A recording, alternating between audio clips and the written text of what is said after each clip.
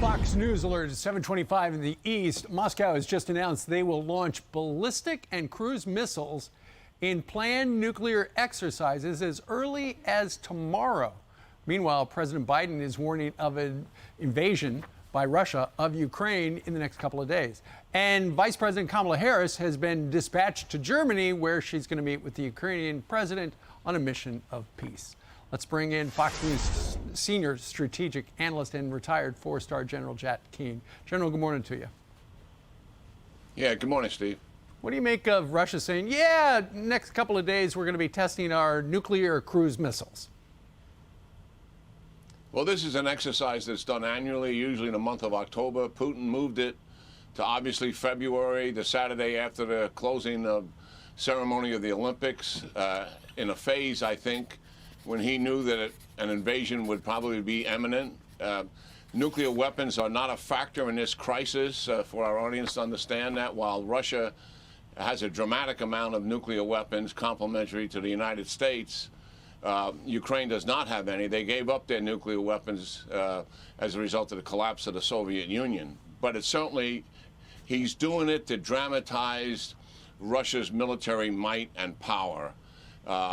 And certainly this is something, this kind of hubris is something that Putin is truly all about.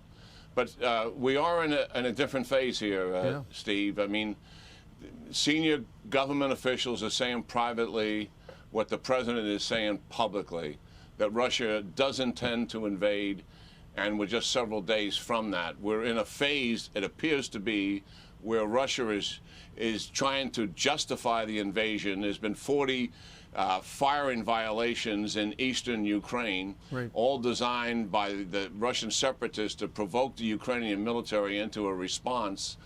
The Russian ambassador who followed Secretary Blinken yesterday in his speech to the United Nations Security Council said that the Ukrainians are conducting genocide on the Russian people that are living in eastern Ukraine. This is all a false narrative that normally the Russians do prior to conducting some kind of military incursion, and we appear to be in that phase, Steve. Right. We've seen this movie before. General, three people asked me yesterday, they said, do you think there's going to be a war? And I said, do you mean invasion? I think there's going to be an invasion, absolutely.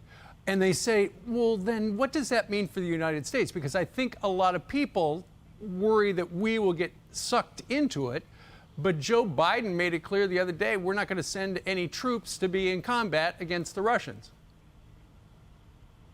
Well, we've had three successive presidents, Obama, Trump, and Biden, all who want to help Ukraine defend itself, but because it's not a NATO nation, would not commit troops to defend it.